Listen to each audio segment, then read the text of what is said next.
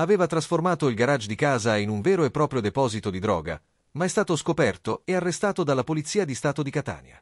In manette un 57enne catanese, trovato in possesso di 4,5 kg di stupefacenti, tra marijuana e hashish, nascosti all'interno di un frigorifero.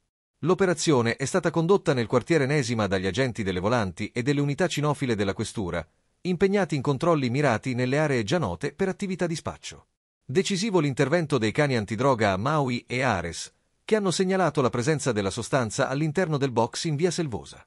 All'apertura del garage, i poliziotti hanno scoperto 305 ovuli di marijuana e 5 panetti di hashish. Tutta la droga è stata sequestrata, mentre il 57enne è stato arrestato per detenzione ai fini di spaccio, in attesa del giudizio per direttissima. Informata l'autorità giudiziaria, l'uomo è stato condotto nelle camere di sicurezza della questura di Catania.